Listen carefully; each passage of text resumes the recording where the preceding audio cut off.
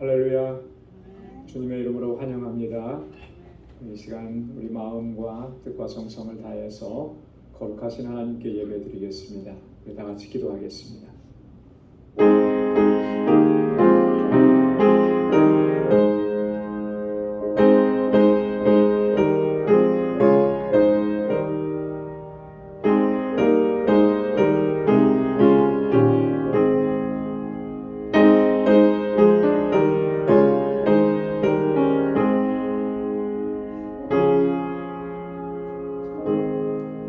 온 땅이여 하나님께 즐거운 소리를 발할지어다. 그 이름의 영광을 찬양하고 영화롭게 찬송할지어다. 하나님께 고하기를 주의 일이 어찌 그리 어미하신지요. 주의 큰 권능으로 인하여 주의 원수가 주께 복종할 것이며 온 땅이 주께 경배하고 주를 찬양하며 주의 이름을 찬양하리이다 할지어다. 아멘. 은혜가 풍성하시고 자비로우신 여호와 하나님 아버지, 지난 3일 동안도 저희들을 지키시고 보호해 주셨다가 주님의 거룩하신 존전으로 불러주시고 이렇게 하나님을 찬양하고 예배케 하심을 감사합니다.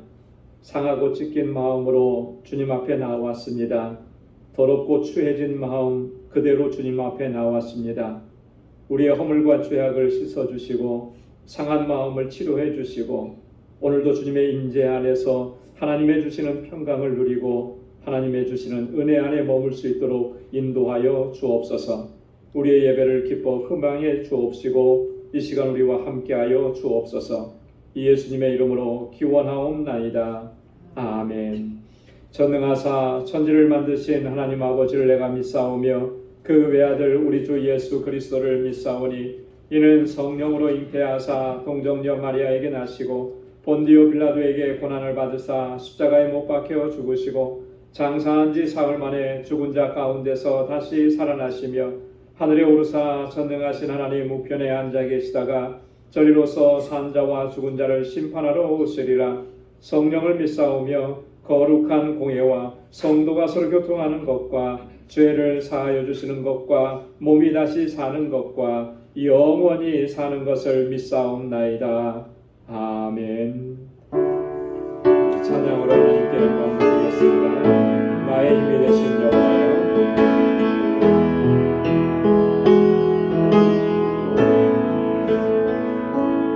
나의 힘이 되신 여호와여. 내가 주님을 사랑합니다. 주는 나의 반석이시며 나의 요새시라.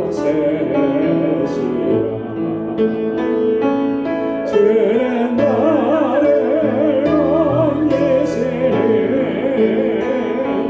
나의 주 나의 하나님 나의 피할 바위시며 나의 밤 되시라. 나의 하나님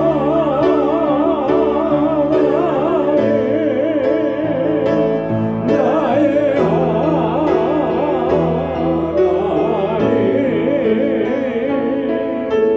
구원의 분이시여 나의 산성이라.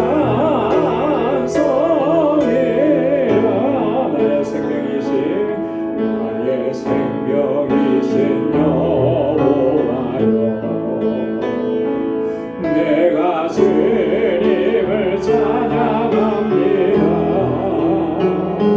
주는 나의 사랑이시며 나의 의지시라. 주는 나를 이끄시어 주의 길 인도하시며 나의 생의 목자 되시니 내가 따르리.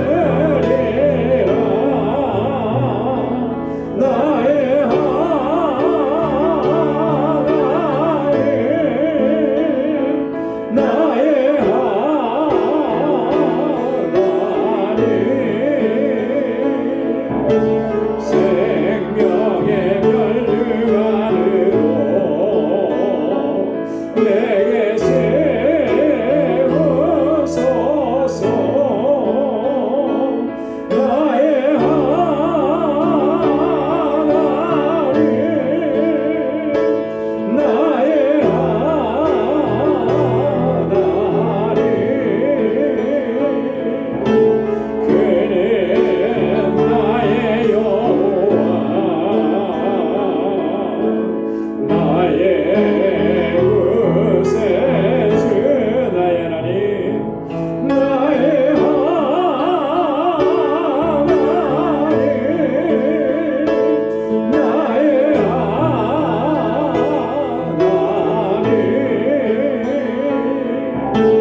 그는 나의 여호와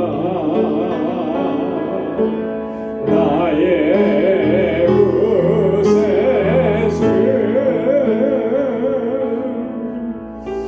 아멘. 주 하나님 독생자 예수 찬양 박수하며 하겠습니다. 주 하나님 독생자 예수 날 위하여 오시었네 내 모든 죄 용서하시고 죽음에서 부활하신 나의 구세주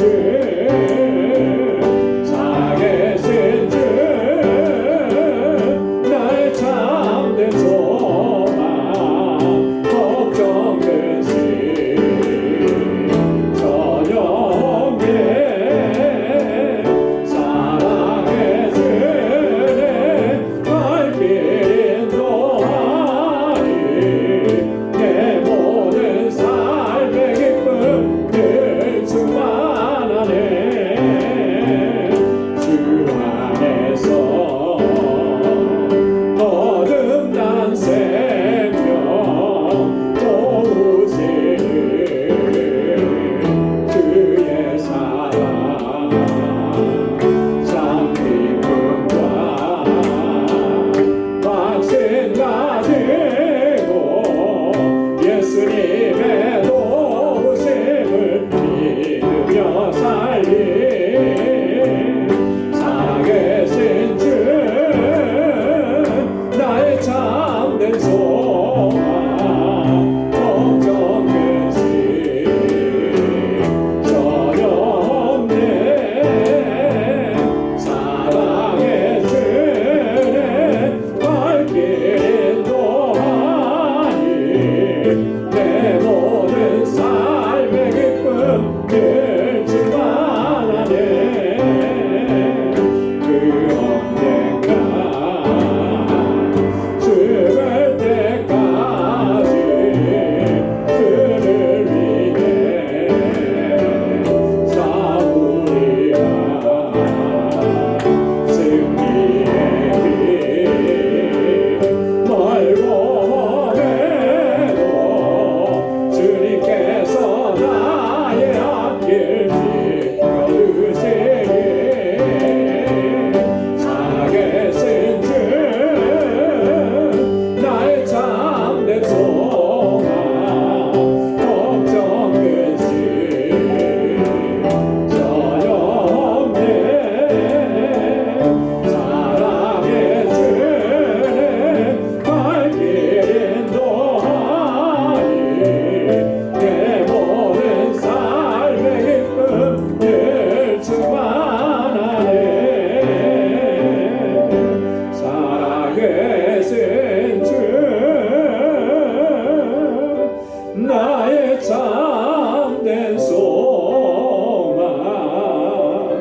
걱정 근심 전혀 없네 사랑의 주내 갈길 인도하니 내 모든 삶의 기쁨 늘 충만하네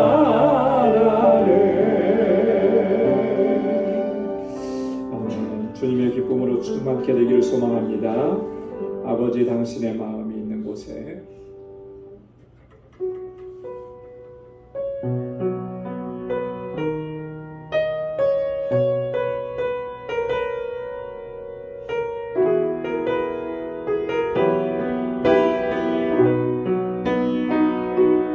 아버지 당신의 마음이 있는 곳에 나의 마음이 있기를 원해요.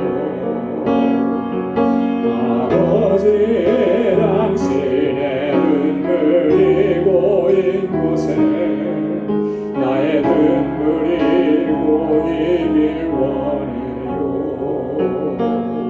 아버지 당신이 바라보는 영혼에게 나의 두 눈이 향하길 원해요. 아버지 당신이 울고 있는 어두운 땅에 나의 두 발이 향하기 원해요. 나의 마음이 아버지의 마음 알아. 내 모든 뜻 아버지의 뜻이 될 수 있기를 나의 온 몸이 아버지의 마음 알아. 내 모든 삶 당신의 삶 되기를.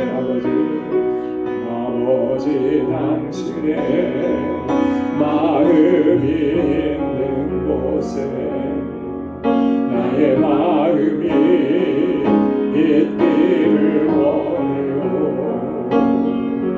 아버지 당신의 눈물이 고인 곳에 나의 눈물이 고이길 원해요. 아버지 당신이 바라보는 영혼에게 나의 두 눈이 향하길 원해요. 아버지 당신이 울고 있는 어두운 땅에 나의 두 발이 향하기 원해요. 나의 마음이 아버지의 마음 알아. 내 모든 뜻 아버지의 뜻이 될 수 있기를 나의 온 몸이 아버지의 마음 알아.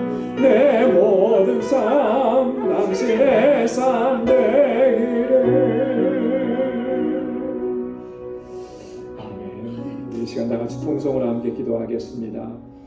우리 교회를 위해서 또 세우신 주의 종들과 사역자들을 위해서 우리 주일학교와 유스그룹과 이엠을 위해서 우리 교사들과 우리 전도사님 위해서 또 우리 선교지 위해서 우리에게 주신 선교적 사명을 위해서 우리 알라메다 방주교회를 위해서 함께 기도해 주시고 또 우리 사랑하는 지체들을 위해서 육신적으로 연약한 분들 연로하신 어르신들 하나님 강건하게 붙잡아 주시도록 위해서 기도해 주시고 오늘 이 시간 우리 주님 앞에 가지고 나온 우리 간절한 기도의 제목 우리 다 같이 통성으로 함께 하나님께 아뢰겠습니다.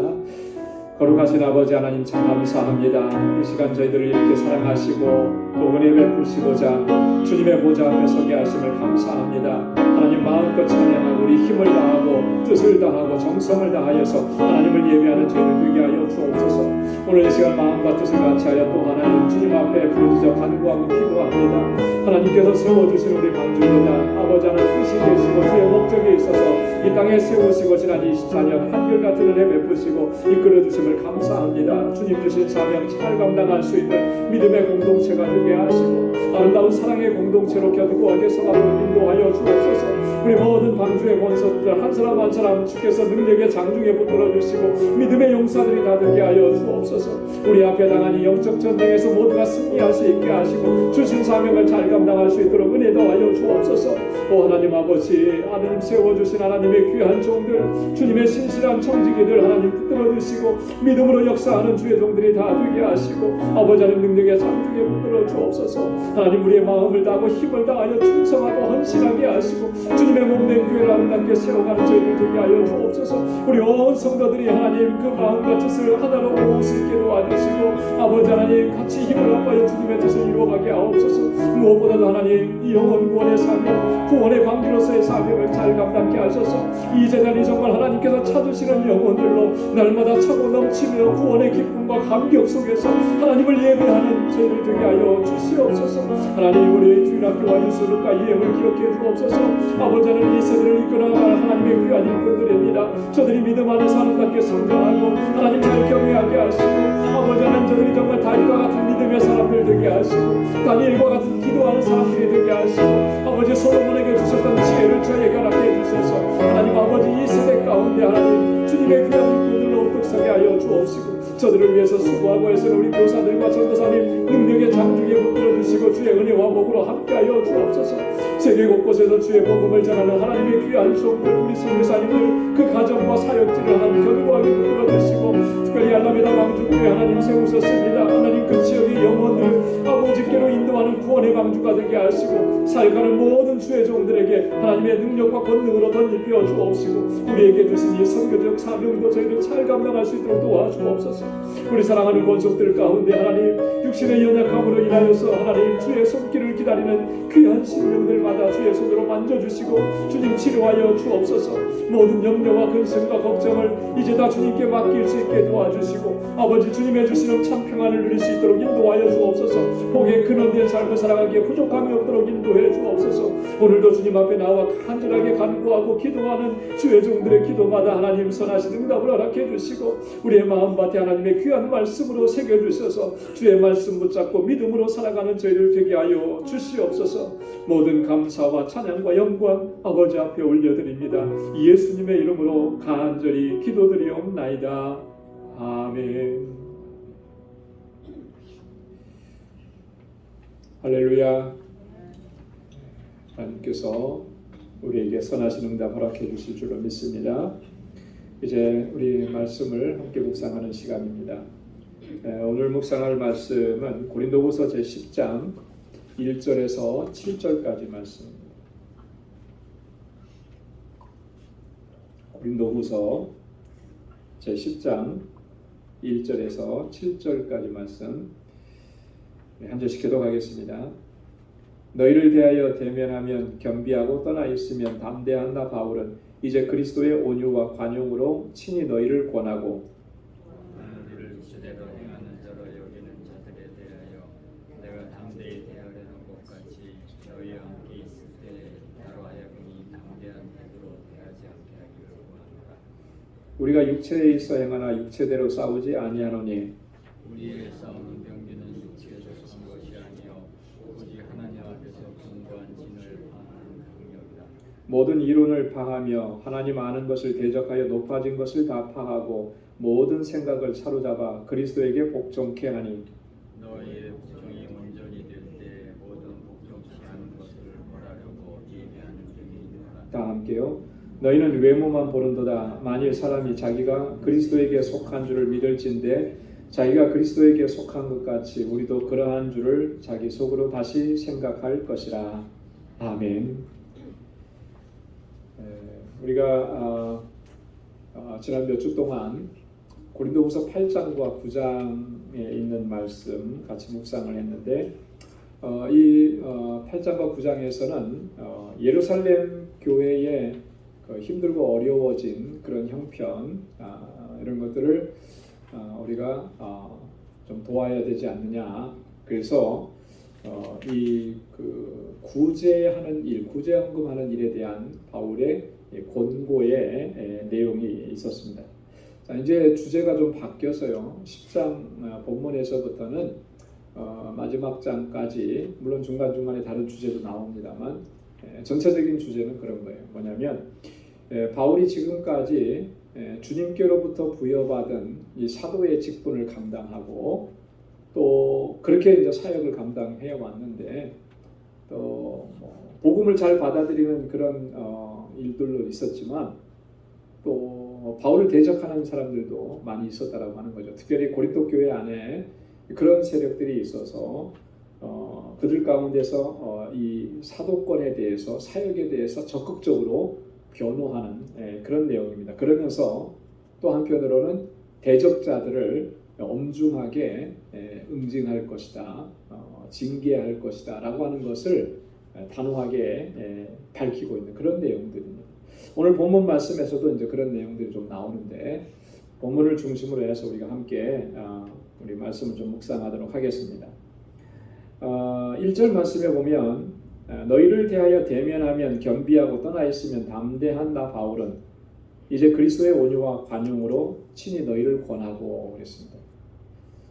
여러분 보십시오. 너희를 대하여 대면하면 겸비하고 떠나 있으면 담대한 나 바울. 어떤 느낌이 듭니까? 대면에서 말하면 겸비하고 떠나 있으면 담대하고 이런 표현을 볼 때 다윗은 어떤 성품의 사람인 것 같아요? 일반적으로 그렇죠, 그죠? 사람과 사람 사이에 아무리 관계가 안 좋아도 대면하면 사실 쉽게 이렇게 막 강하고 막 이런 말을 잘 못해요, 그죠? 뭐 그런 사람도 있겠지만 대부분은 보면 면전에 대놓고는 그렇게 잘 못해요. 근데 이제 조금 떠나 있고 얼굴이 안 보이면 좀 강하게 또 얘기도 하죠. 그래서 요즘에는 보니까 인터넷이라는 것이 뭐가 이렇게 좀 보장이 되냐면 뭐 요즘에는 뭐 그렇게까지도 보장도 안 되는 것 같더라고요. IP 추적하면 다 찾아내니까. 그래도 어쨌든 간에 익명성이라는 게 보장이 되거든요. 자, 그러니까 인터넷상에서 보이지 않는 곳에서는 사람들이 얼마나 강하게 얘기하는지 몰라요. 그죠? 상대방의 가슴을 막 이렇게 갈갈이 찢어 놓는 그런 말들도 서슴지 않고 그래서 이 사이버 폭력이라고 하는 그런 말을 쓰잖아요. 그죠? SNS 같은데 뭐 이런 데서 나오는. 근데 그게 사실은 더 요즘에는 그 사람들이 힘들게 하고 고통스럽게 하고 그런 사람들의 성향이 보통 그래요. 특히나 우리나라 사람들은 더 그런 것 같아요. 대놓고는 말을 잘 못해요. 그죠? 그런 느낌이 좀 들잖아요. 바울이 과연 이런 사람이었을까? 바울이 지금 그러잖아요. 너희를 대하여 대면하면 겸비하고 떠나 있으면 담대한 나 바울은. 바울이 직접 자기가 그렇다고 얘기하는 것 같은데 사실은 바울이 자신이 그렇다고 얘기하는 게 아니고 지금 여기서 바울이 얘기하는 것은 그런 거예요. 바울을 대적하는 사람들이 바울에 대해서 지금 그렇게 말하면서 비난하고 있는데 내가 왜 그렇게 보여져야만 했느냐? 그 다 이유가 있다라고 하는 것을 얘기하는 거예요. 자, 우리가 읽지는 않았습니다만 다음 주에 나올 내용인데 자, 10절에 보면 바울을 비난하는 사람들이 그렇게 얘기했어요. 저희 말이 그 편지들은 중하고 힘이 있으나 그 몸으로 대할 때는 약하고 말이 시원치 않다 하니. 자, 바울을 비난하는 사람들이 이렇게 비난하는 거예요. 편지는 굉장히 강한 어조로 썼어. 안 보이니까 그렇게 썼는데 막상 이렇게 대면해서 보니까 말도 시원치 않고 대면하고 뭐 제대로 말도 못하고 이런 사람이었다. 어떻게 이런 사람이 하나님의 일을 했다고 하고 주의 종이라고 사도라고 얘기할 수 있겠느냐. 이런 식으로 비난한 거예요. 그럼 비난하려고 하면 무슨 말을 가지고 못하겠습니까? 그죠? 잘하고 있는 것 가지고도 비난하는데 이제 고린도 교회 안에 일부의 세력들은 그렇게 바울을 비난했다라고 하는 것이죠. 그걸 가지고 와서 너희가 이렇게 말을 하지만 그렇게 보여진 것들이 다 뭐냐면 그리스도의 온유와 관용으로 너희를 권하려 하는 것이다 라고 하는 거예요. 이 바울의 마음의 중심에는 그의 삶과 사역에 하나의 모토가 있는데 그게 뭐냐면 그리스도의 온유와 관용으로 행한다라고 하는 거예요. 그랬기 때문에 대면에서 그들에게 최대한 온유한 심정으로 관용하는 태도로 그들에게 권유하고 권고했었다라고 하는 것을 이야기하는 것입니다. 근데 이렇게 온유와 관용의 자세를 했던 것이 오히려 대적자들에게는 비난을 하는 그런 원인이 되었다라고 하는 것을 보는 거죠. 여러분, 바울이 지금 온유와 관용으로 너희를 권하려고 한다라고 하는 이 고백과 이 증거는 사실 오늘 우리에게 정말로 필요한 부분이다라고. 온유와 관용으로. 여러분, 온유라고 하는 말은 뭐죠? 온유. 온화하고 부드럽다라고 하는 그런 말이잖아요. 그죠? 그리고 관용이라는 말은 뭐예요? 용납해주고 이해해주고 포용하는 것, 그게 관용이잖아요. 우리가 서로가 서로에 대해서 물론 불편한 것도 있겠죠. 하지만 우리가 상대방을 대하는 그런 어떤 기본적인 자세는 바로 이런 것이어야 된다라고 하는 거죠. 온유와 관용이라고 하는 거죠. 바울은요, 항상 그가 추구했던 게 뭐냐면 그리스도를 본받는 삶이었습니다. 그래서 고린도전서 11장 1절에도 보면 내가 그리스도를 본받는 자 된 것 같이 너희는 나를 본받는 자 되라. 항상 그리스도를 본받는 것이 그의 어떤 목표였다라고 하는 것이죠. 그래서 내가 그리스도를 본받는 것처럼 여러분들도 그것을 본받아서 주님을 따라가도록 그렇게 했으면 좋겠다, 이렇게 권고하는 거예요. 그래서 빌립보서 2장 5절에서도 보면 너희 안에 이 마음을 품으라고 그리스도 예수의 마음이니 그랬잖아요. 여러분, 그리스도 예수의 마음이라는 것이 여러 가지로 설명을 할 수가 있을 텐데 예수님께서 직접 하신 말씀을 우리가 근거로 한다면 그 마음은 이런 거예요. 마태복음 11장 29절에서 예수님 뭐라고 말씀하셨습니까? 나는 마음이 온유하고 겸손하니. 그리스도의 마음을 품는다라고 하는 것은 그 온유한 마음, 겸손한 마음, 그리고 관용하는 그런 마음, 용서하는 마음이잖아요. 이게 바울이 사역하고 그가 평생을 살아가면서 붙들고 있었던 핵심 가치였다라고 하는 거예요. 오늘 저와 여러분들이 우리가 신앙생활 하면서 정말 바울처럼 붙들어야 되는 것이 바로 이러한 모습인 줄로 믿습니다. 그래서 항상 온유한 심정과 겸손한 마음으로 관용하는 태도로 나와 함께하는 형제와 자매, 주변에 있는 사람들을 대하고 그렇게 하나님의 뜻을 이루어갈 수 있는 우리 모두가 될 수 있기를 소망합니다. 자, 그 다음에 2절을 보면 또한 우리를 육체대로 행하는 자로 여기는 자들에 대하여 내가 담대히 대하려는 것 같이 너희와 함께 있을 때에 나로 하여금 이 담대한 태도로 대하지 않게 하기를 구하노라. 좀 문장이 상당히 길어서 조금 이제 좀 생각을 좀 해야 되는 부분인데 이런 거예요. 지금 나는 우리를 육체대로 행하는 자라고 그렇게 비난하는 자들에 대해서 이제 담대하게 대하려고 한다. 자, 육체대로 행하는 자라고 그렇게 비난하는 사람들이 있었어요. 육체대로 행한다라고 하는 말이 여러분 어떤 의미로 뉘앙스가 다가옵니까? 긍정적인 의미로 다가오진 않아요. 그죠? 저 사람들은 육체대로 사는 사람들이야. 이거는 굉장히 부정적인 의미죠. 한마디로 말해서 이런 거예요. 저 사람들은 거룩하지 못해. 인격적으로도 문제가 심각해. 그렇게 비난하는 거예요. 바울과 함께 동역했던 사람들을 대적자들이 그렇게 비난했다라고 하는 것이죠. 이제 그들에 대해서 내가 담대히 대하려 한다. 그렇지 않다라고 하는 것. 그게 얼마나 잘못되어 있는지 엄중하게 대응하겠다라고 하는 그런 표현이에요.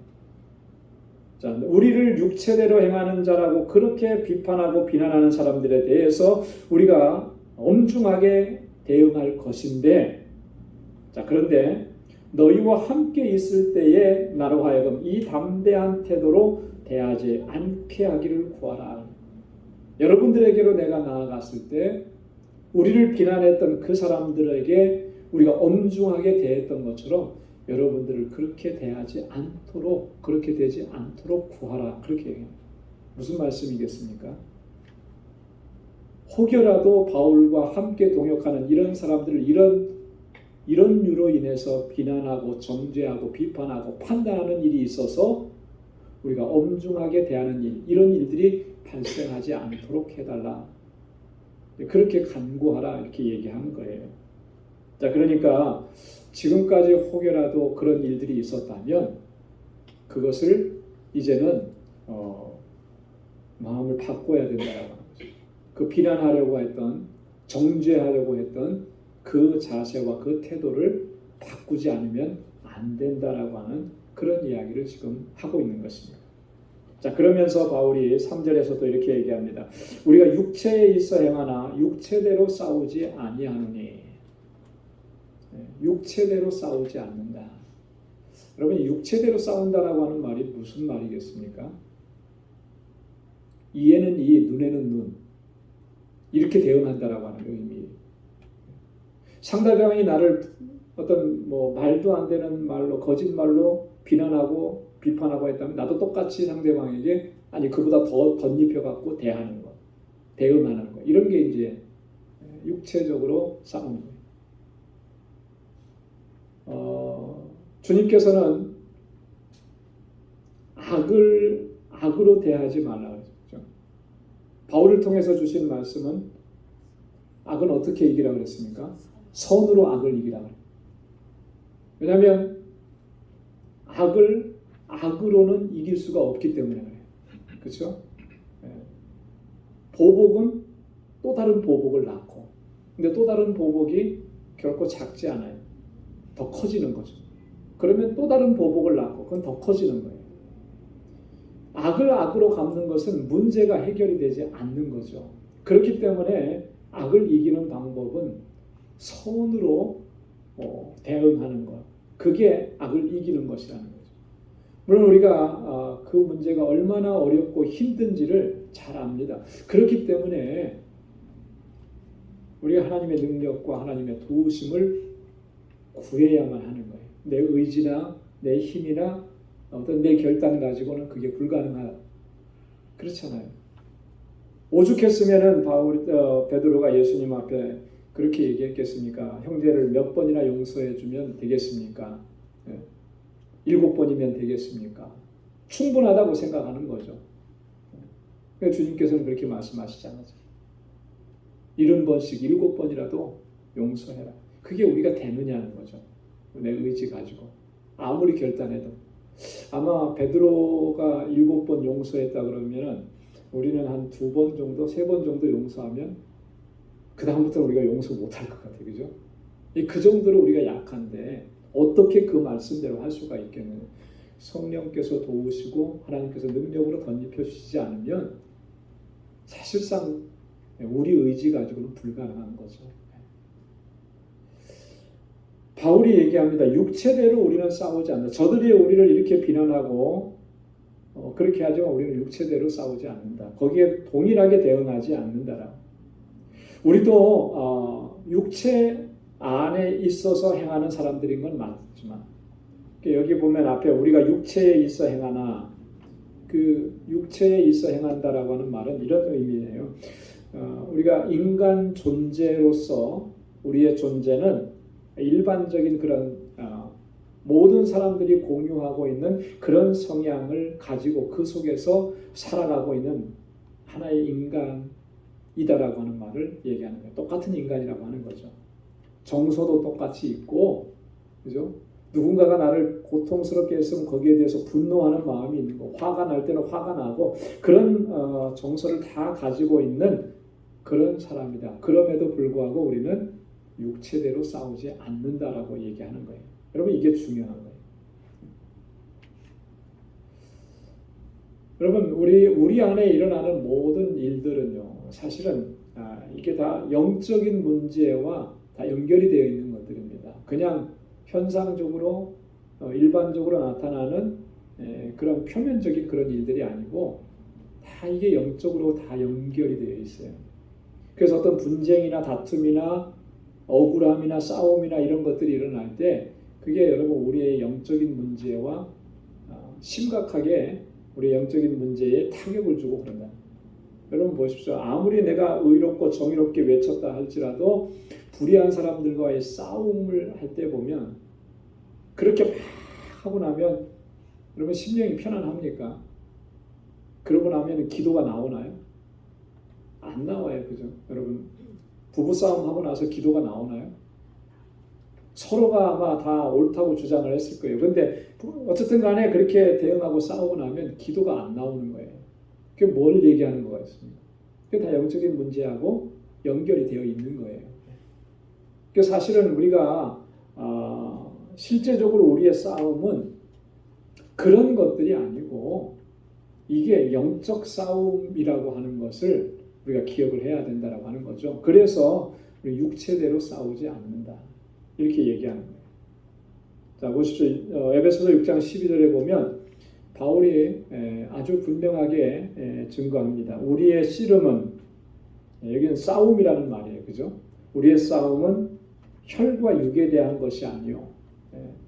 육체적인 것이 아니라는 거죠. 인간적인 것들이 아니라는 것이죠. 정사와 권세와 이 어둠의 세상 주관자들과 하늘에 있는 악의 영들에게 대함이라. 자, 그러니까 우리가 어떤 상황이 생겨서 분쟁이 있고 다툼이 생겼을 때에 그 사람과의 관계 안에서만 그 문제를 바라보면 그러면 우리는 그 싸움에서 질 수밖에 없어요. 육체대로 싸우게 되면 물론 내가 주장을 강해서 이겼을지는 몰라도 내 영은 벌써 영적 싸움에서 진 거라는 거예요. 우리의 싸움의 대상은 혈과 육이 아니라 그랬잖아요. 그죠? 사람이 대상인 게 아닌 거예요. 누군가가 나를 힘들게 해서 그 사람을 미워하고 그냥 안 보고 내가 힘으로 누르고 뭐 이렇게 해서 권세로 누르고 해서 내가 이긴 것 같은데 그런 싸움이 아니라는 거죠. 영적인 문제라고 하는 그 안에서 정사와 권세와 이 세상 어둠 주관자들과 하늘에 있는 악의 영들이 어떻게 역사하는지 그거를 우리가 바로 직시해야 한다라고 하는 거예요. 싸움의 대상을 바로 알아야 되는 거예요. 그래서 우리가 사람을 미워할 수는 없는 거예요. 그죠? 아무리 나에게 힘들게 하고 고통을 가져다 줬어도 그 사람을 미워할 수는 없는 거예요. 미워하면 내가 지는 거죠. 어디에서 지는 거냐면 영적 싸움에서 지는 거예요. 이게 사탄의 술수고 괴계라고 하는 겁니다. 그렇게 우리를 무너뜨려 가는 겁니다. 한국에 보면은 뭐 정치적으로 막 하는데 그걸 바라보고 있다 보면은 막 심령이 얼마나 상해지는지 몰라요. 그죠? 그 안에 분명히 그리스도인들도 있을 것이고 예수 잘 믿는 사람들도 있을 것이고 나가서 데모하고 막 집어 던지고 싸우는데 보면 그 안에 예수 믿는 사람 없겠습니까? 있죠. 분명히. 내 주관이 있고 내 소신이 있고 그래서 막 이렇게 하고 비난하고 하는데 그러면 그럴수록 그 사람의 심령은 점점 피폐해져 가는 거예요. 그게 하나님의 방법이 아닌 것인데 그렇게 하고 있으니까 이게 지금 내가 싸워야 될 대상이 누군지를 잃어버린 거죠. 우리의 싸움은 혈과 육에 대한 것이 아니고 이런 공중 권세 잡은 자들과의 싸움이라는 영적 싸움이라는 것이죠. 그렇기 때문에 우리가 어떻게 해야 된다는 것입니까? 에베소 6장 13절에 보니까 그러므로 하나님의 전신갑주를 취하라. 할렐루야. 한번 따라서 해보십시오. 하나님의 전신갑주를 취하라. 하나님의 전신갑주를 취하고 영적 싸움에 나가야 되는 것입니다. 그래서 4절에 바울이 뭐라고 얘기합니까? 우리의 싸우는 병기는 무기는 육체에 속한 것이 아니요. 육체에 속한 것이라고 하는 것은 이런 거죠. 뭐 어떤 내가 상대방을 압도할 수 있는 그런 권세나 힘이나 뭐 이런 것들 그런 게 아니라는 거예요. 오직 하나님 앞에서 견고한 진을 파하는 강력이라 그랬습니다. 견고한 진을 파하는 하나님의 주시는 강력한 하나님의 능력, 그게 우리의 무기라는 것이죠. 에베소서 6장 14절에서 그래서 하나님의 전신갑주를 취하라 그러면서 그 하나님의 전신갑주가 뭐라 그랬습니까? 우리 기록을 제가 해드렸는데 한번 같이 읽어볼까요? 시작. 그런즉 서서 진리로 너희 허리띠를 띠고 의의 흉배를 붙이고 평안의 복음에 예비한 것으로 신을 신고 모든 것 위에 믿음의 방패를 가지고 이로써 능히 악한 자의 모든 화전을 소멸하고 구원의 투구와 성령의 검 곧 하나님의 말씀을 가지라. 아멘. 진리의 허리띠를 띠고 의의 흉배를 붙이고 복음의 신을 신고 믿음의 방패를 가지고 구원의 투구를 쓰고 성령의 검, 성령의 검이 뭐라고 했어요?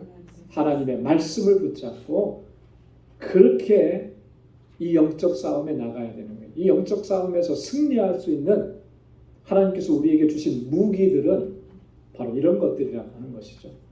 하나님의 전신갑주로 무장해서 영적 싸움에서 나가서 견고한 진을 파하는 거예요. 이 견고한 진이라고 하는 것은 악한 마귀 사탄이 세워놓은 견고한 요새들, 그것을 파헤치고 무너뜨리고 승리할 수 있는 하나님의 능력은 바로 여기에서부터 나오는 거예요.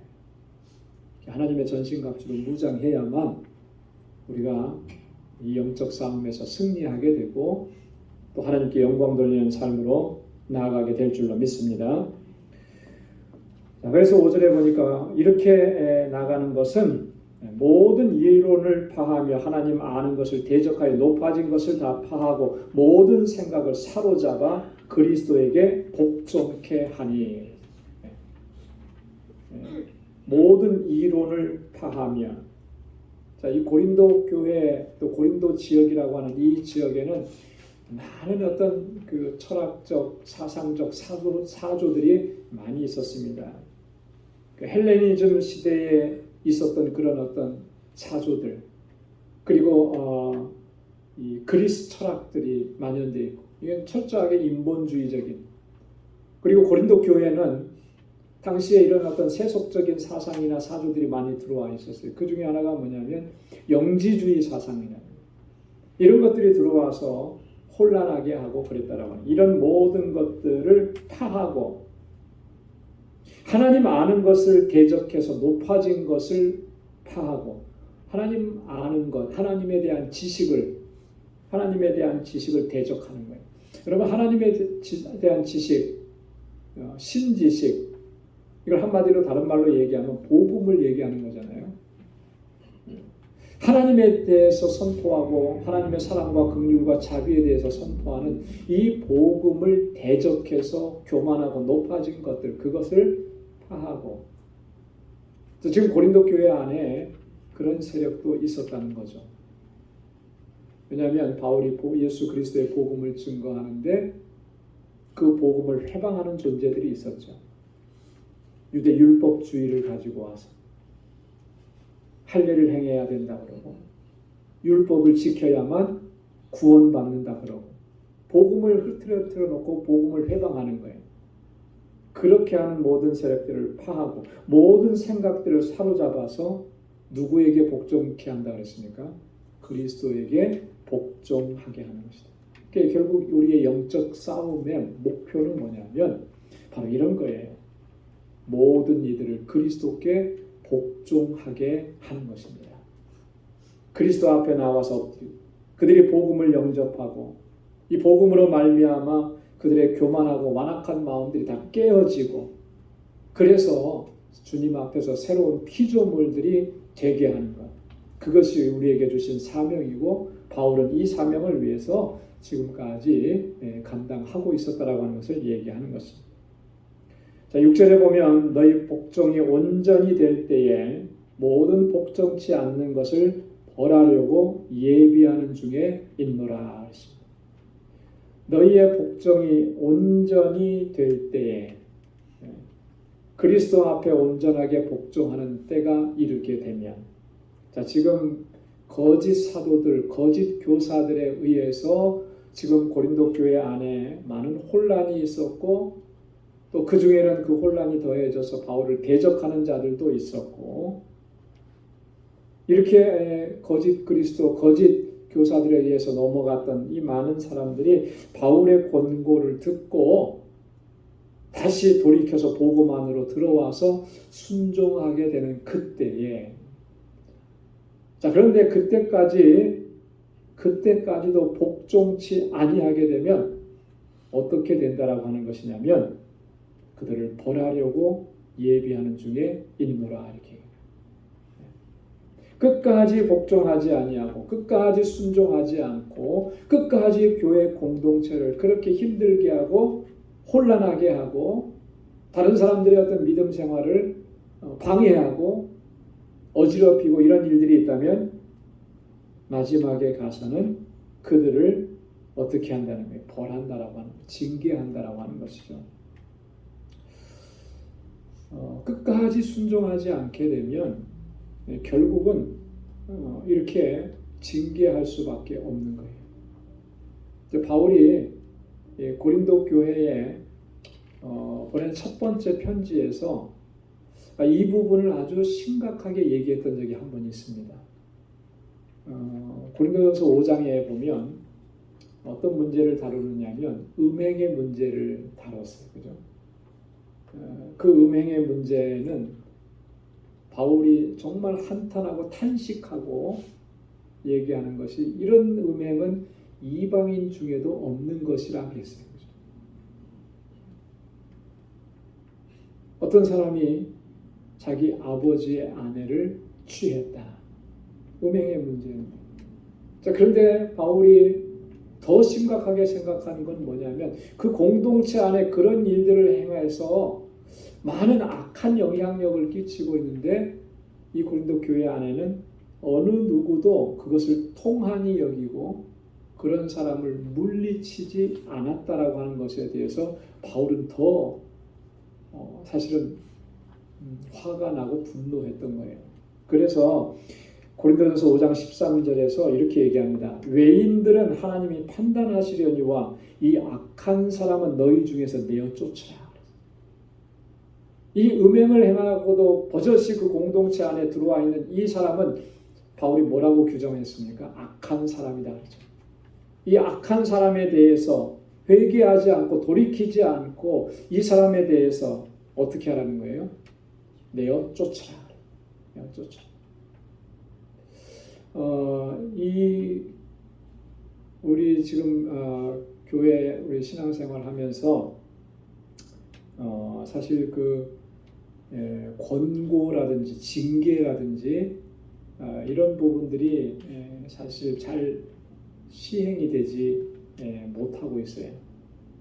근데 우리 지금 우리 피택 장로님들이 이제 그 장로고시 준비하면서 그 장로고시 과목 중에 하나가 뭐냐면 헌법이 있어요.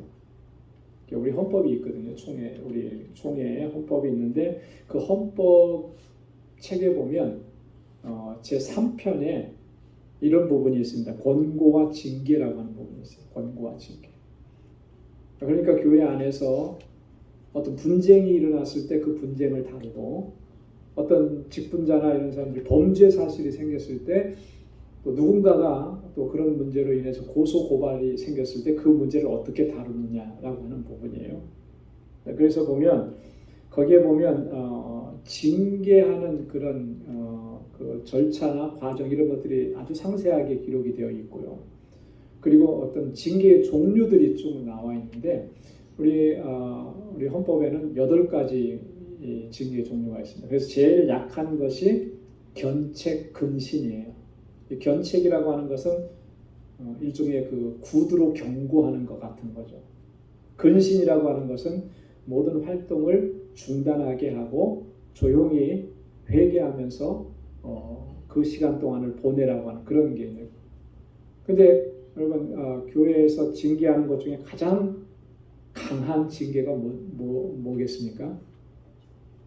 가장 강한 징계. 출교예요, 출교.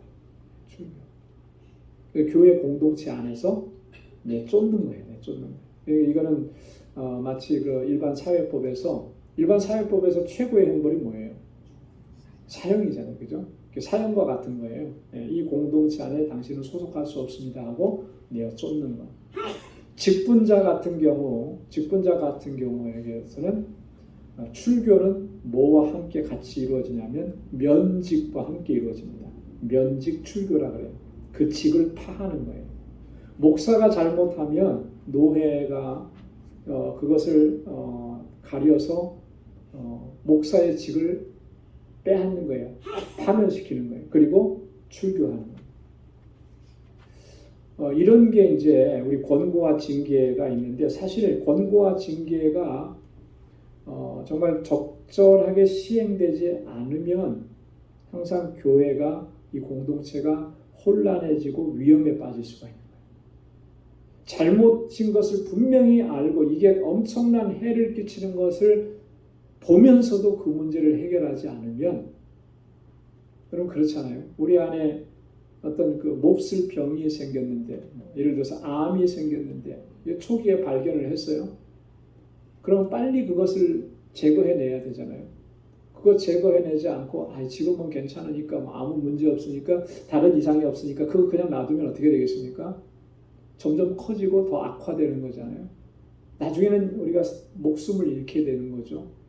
마찬가지 원리인 거예요. 교회 공동체 안에도 그런 일들이 생기면 그대로 방치하게 되면 나중에 심각한 문제까지. 그런 교회들이 저도 많이 봤어요. 별거 아닌 것에서 시작을 해가지고 그게 큰 다툼이 되고 분쟁이 돼서 교회가 산산조각 나는 이런 일들. 그때 가서 수습하려고 하면 늦는 거죠. 우리 개인도 마찬가지입니다. 내 안에서 있는 이런 어떤 그 죄악된 모습과 불의한 모습들을 내가 정말 하나님 앞에서 철저하게 다루지 않으면 내 영혼이 파멸되어 가는 겁니다. 우리 집안에서 그런 일들을 철저하게 다루지 않고 우리 교회 공동체 안에서 그걸 철저하게 다루지 않으면 그 공동체가 무너져 내릴 수도 있는 거예요. 사무엘상에 보면 엘리라고 하는 제사장이 있었잖아요. 그죠? 엘리에게는 두 아들이 있었죠. 흠니와 비느하스. 이 흠니와 비느하스가 얼마나 하나님을 무시하고 멸시하고 하나님의 제사를 멸시하고 얼마나 악하게 그렇게 했습니까? 자, 그런데도 엘리는 그 두 아들을 정말 적절하게 처벌하지 못했어요. 않았습니다. 그냥 방치하다시피 했어요. 자, 그 결과가 어떻게 나타났습니까? 엘리의 집안은 끔찍한 일을 겪잖아요.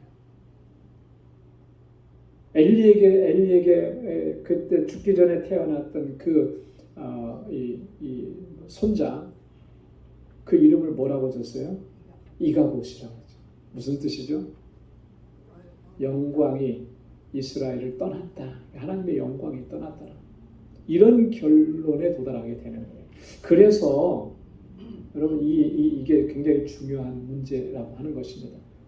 그 영혼을 위해서는 정말 그가 돌이키고 회개하게 되기를 위해서 기도하고 권고해야 되지만 그래도 돌이키지 않을 경우에는 반드시 이런 과정들이 필요하다라고 하는 거예요. 바울이 지금 그거 얘기하는 거예요. 모든 복종치 않는 것. 끝까지 복종하지 않으면 그럼 벌하려고 예비하는 중에 있다. 이제 바울이 다시 고린도 교회를 방문하게 되면 내가 그렇게 하게 될 것이다 라고 하는 것을 경고하는 것이죠. 자, 그러면서 마지막 7절에서는 이렇게 그들이 얼마나 잘못된 생각과 이 어떤 시각으로 하고 있는지를 이렇게 설명합니다. 너희는 외모만 보는도다. 사람이 만일 자기가 그리스도에게 속한 줄을 믿을진데 자기가 그리스도에게 속한 것 같이 우리도 그러한 줄을 자기 속으로 다시 생각할 것이라. 자, 이 부분은요 이런 겁니다. 바울이 지금까지 1절에서 6절까지는 이 바울의 대적자들이 바울에 대해서 그런 참 육체대로 행하는 자요, 그런 비겁한 자요, 뭐 이렇게 비난한 것에 대해서 바울이 대응을 했다면 지금 여기에서는 이런 거예요. 바울이 유약하다고 비난하는 거죠. 바울은 유약한 존재. 저런 사람이 어떻게 리더가 될 수 있느냐 이렇게 비난하는 것에 대해서 바울이 대응을 하는 것입니다. 너희는 외모만 보는도다. 외모만 보는도다. 사실 바울 안에 있는 하나님의 주시는 능력이 어떠한지, 하나님의 주신 권세가 어떠한지, 하나님께서 그를 통해서 어떻게 역사하시는지 이것을 볼 수 있는 눈이 없다라고 하는 것이죠. 여러분 보십시오. 우리가 사람을 볼 때 참 외모로 판단하기가 참 쉽습니다. 그래서 선입견을 가져요. 제가 어떤 영상을 하나 봤는데요. 이렇게 등치가 조금 큰 흑인이 아시아 이렇게 조그만 아시안이 지나가니까 가지고 이제 막 놀리고 그런 거예요. 그러면서 한번 대결해 보겠다고. 대결해 보자고 막 비아냥거리면서 그렇게 한 거죠. 그랬더니 이 아시안 이 사람이 작은 사람이 한번 하자고. 그래서 이제 이 권투 글러브를 끼고 이제 길거리에서 이제 대결을 한 거예요. 그런데 그 등치 큰 흑인이 이 조그마한 키 작은 아시안한테 딱 한 대 맞고 쓰러지더라고요. 한 대 맞고. 나중에 알고 보니까 이 사람이 누구였냐면 말레이시아에서 격투기 챔피언 사람인 거예요. 겉모습이 보니까 아무렇지도 않고 조그만 보이고 그러니까 이게 뭐 또 거기다 또 아시안이니까 얼마나 또 인종 차별적인 그런 걸 했겠어요. 그러고 나서 이 사람이 영어를 좀 할 줄 알더라고요. 그러면서 누워있고 엎어져 있는 그 흑인한테서 이게 너에게 주는 교훈이다. 사람 겉으로 보고 판단하지 마라. 어디 가서 함부로 이렇게 너 등치 좋다고 그렇게 다니지 마라. 막 그러더라고요. 이게 사람의 사실 그런 거예요. 그 사람만 그런 게 아니고 우리도 누구나 다 그런 게 있어요. 그죠? 겉모습만 보고 판단하고 겉모습만 보고 평가하고 그래서 비난하기도 하고 이게 얼마나 위험하고 잘못된 것인데 바울이 그런 얘기를 한 거예요. 그러면서 우리 그리스도인들은 어떤 존재냐라고 하는 거죠. 겉모습으로는 판단할 수 없는 그런 어떤 역설적인 그런 능력을 소유하고 있는 사람들이 바로 하나님의 백성들이고 하나님의 일꾼들이라고 하는 거예요. 바울은 이미 앞에서 고린도후서 6장 9절로 10절에서 우리는 바로 이런 존재라고 이미 한번 선언한 적이 있습니다. 그게 뭐냐면 무명한 자 같으나 유명한 자요 죽은 자 같으나 보라 우리가 살고 징계를 받는 자 같으나 죽임을 당하지 아니하고 근심하는 자 같으나 항상 기뻐하고 가난한 자 같으나 많은 사람을 부욕해 하고 아무것도 없는 자 같으나 모든 것을 가진 자로다. 할렐루야. 세상 사람들의 세상적 가치관으로 볼 때는 그렇게 보이는 거예요. 그래서 멸시를 당하기도 하고 무시를 당하기도 하고 인종차별을 당하기도 하고 근데 그런 일을 겪는다고 해서 거기에 대해서 우리가 분노할 이유도 없다라고 하는 거죠. 왜?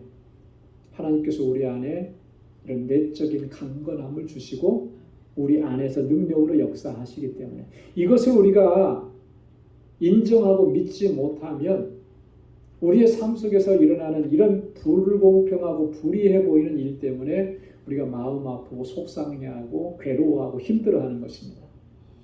그러나 우리가 그런 존재가 아니라는 거죠. 하나님은 우리 안에서 역설적으로 역사하는 거예요. 세상적 가치관으로 볼 때는 보잘것없어요. 바울도 볼 때는 정말 보잘것없고 어눌한 사람 같고 그죠? 그러나 그 안에서 하나님은 능력으로 역사하셔서 사람을 살리고 복음을 증거하게 하고 하나님의 뜻을 이루어가게 하시는 거예요. 우리가 내가 그리스도에게 속한 줄 알면 저 사람도 그리스도에게 속한 줄을 그렇게 알아야 될 것이 아니냐라고 하는 거예요. 고린도 교회 성도들이 그런 거 아니겠습니까? 자기들은 그리스도에게 속했다. 그렇게 얘기하면서 상대방에 대해서 그걸 보지 못했다라고 하는 것은 이게 얼마나 잘못된 것이냐라고 하는 거죠. 내가 주님을 그만큼 섬기면 저도 그렇게 주님을 섬기는 줄 알고 존중하고 그죠? 함께하고 여러분 우리 공동체 안에서 우리가 그런 모습들이 회복되어져야 할 줄로 믿습니다. 내가 기도하는 만큼 안 보이는 곳에서 그 사람도 기도하고 있고 그렇기 때문에 우리가 리스펙트 해줘야 되고 존중해줘야 돼요. 그렇게 함께 주님의 뜻을 이루어나가야 되는 거예요. 그럴 때 우리 교회가 더 든든해지고 하나님의 주신 사명을 잘 감당하게 될 줄로 믿습니다. 기도하겠습니다. 하나님 아버지 감사합니다. 오늘 이 저녁에도 저희들 하나님 이렇게 주님을 찬양하고 기도하게 하시고 하나님의 귀한 말씀을 또 듣게 해주셔서 감사합니다. 오늘 바울을 통해서 주신 이 말씀들이 우리의 마음판에 새겨지도록 하나님 성령으로 역사하여 주옵소서. 하나님 바울이 우리 주님을 본받으려고 힘썼던 것처럼 저희들도 주님의 그 온유하고 겸손하고 관용하는 그 마음을 품을 수 있도록 도와주옵소서. 주님께서 우리에게 베풀어 주신 그 사랑으로 우리의 사랑하는 형제와 자매들을 사랑하고 섬기게 하시고 그렇게 하나님의 뜻을 이루어갈 수 있는 하나님의 신실한 종들로 우리를 세워 주옵소서. 이제는 우리 주 예수 그리스도의 무한하신 은혜와 하나님 아버지의 크고 놀라우신 사랑과 성령의 위로 교통 충만하심의 역사가 하나님의 뜻 안에서 하나님의 영광을 위해서 살아가기로 결단하는 우리 방주의 모든 믿음의 권속들과 또 또 저들의 가정과 직장, 생업의 터전과 학업 위에 이제로부터 영원까지 함께 하시기를 간절히 축원하옵나이다. 아멘.